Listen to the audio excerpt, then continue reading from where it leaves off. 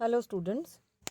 परराष्ट्र नीति के बारे में हम चर्चा कर चुके हैं। मनु ने जो मनुस्मृति में वर्णन किया है उसकी तो शुरुआत में जो मैंने बात बताई थी आपको कि परराष्ट्र नीति के थियोरेटिकल और प्रैक्टिकल यानी कि सैद्धांतिक और व्यावहारिक दोनों पक्षों का विवेचन किया है मनु ने अपनी रचना मनुस्मृति में।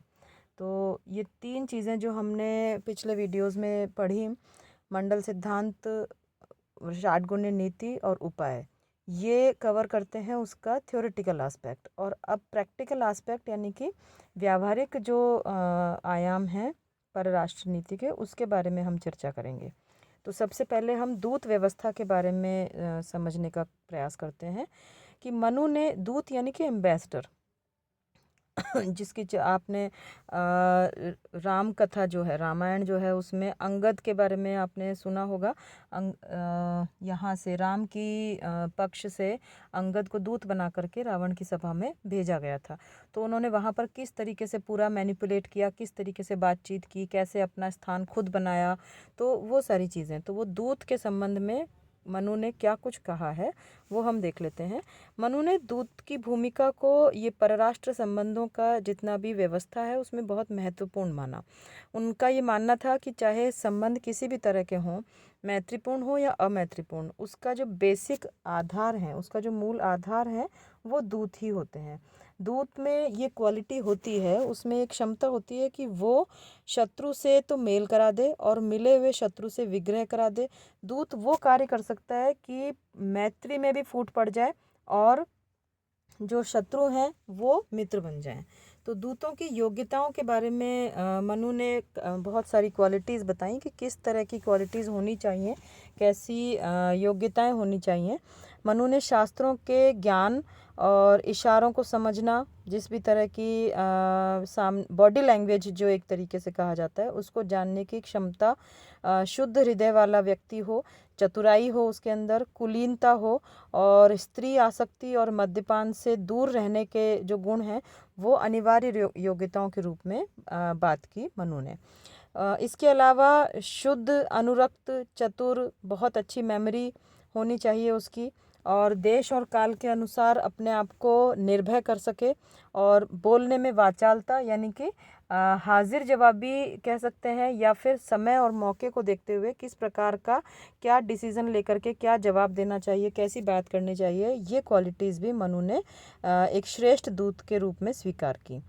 फिर इसके आगे मनु कहते हैं कि उसके अंदर 6 गुणों वाली जो नीति की हमने बात की, षाटगुण्य नीति, उसको समझने की क्षमता होनी चाहिए।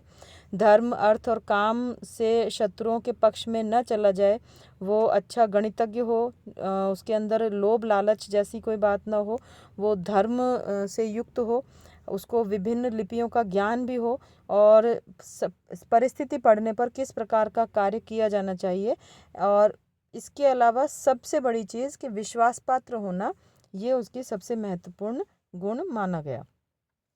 फिर गुप्तचर व्यवस्था की भी बात करते हैं मनु। ये भी थ्योरेटिकल एस्पेक्ट से अलग जो व्यावहारिक पक्ष जो है, यानी कि जो भी चीज़ों को काम में लिया जाएगा, जो भी सिद्धांत लिए जाएंगे, जो भी परराष्ट्र नीति के उसमें चीज़ें आगे काम करेंगी, जो सिस्टम काम करेगा, वो किन चीज़ों के द्वारा करेगा। जैसे दूत व्यवस्था हो गई, गुप्तचर व्यवस्था हो गई, इसके अलावा युद्ध हो गया, सेना हो गई, ये सारी चीज़ें।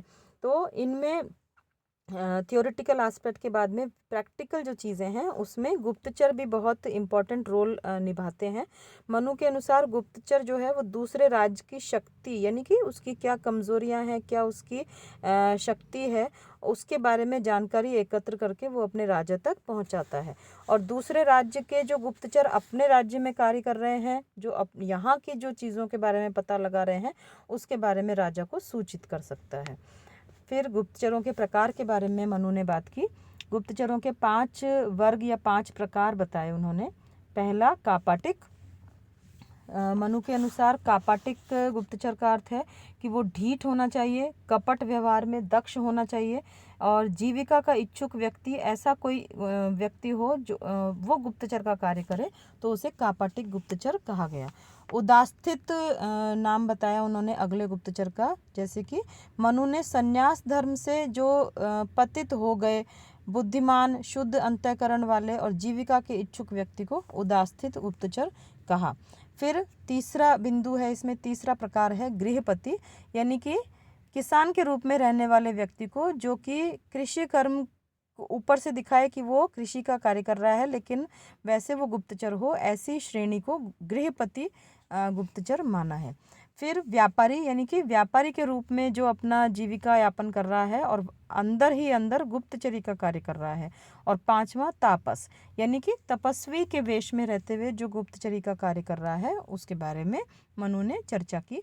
यानी गुप्तचरों के 5 प्रकार बताए: कापाटिक, उदास्थित, गृहपति, व्यापारी और तापस। फिर आगे मनु बात करते हैं युद्ध के बारे में। तो युद्ध के औचित्य को स्वीकार करते हैं।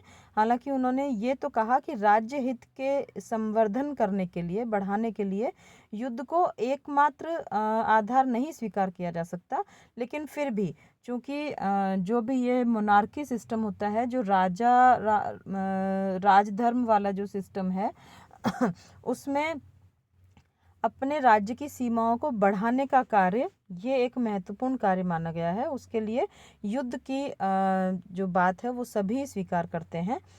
मनुस्मृति में अनेक प्रसंगों में मनु शासक को परिस्थितियों को अपने राष्ट्र के अनुकूल यदि हैं तो ऐसी स्थिति में दूसरे राज्य पर आक्रमण करने का परामर्श देते हैं कि यदि राजा को ये लगे कि दूसरे शत्रु पक्ष की सेना जो है वो शक्तिशाली है और खुद की सेना कमज़ोर है, ऐसी स्थिति में वो युद्ध ना करे, और यदि इससे विपरीत परिस्थिति हो तो ऐसी स्थिति में आक्रमण करके उस दूसरे राज्य को अपनी सीमाओं में मिला लेने के लिए उसने परामर्श दिया।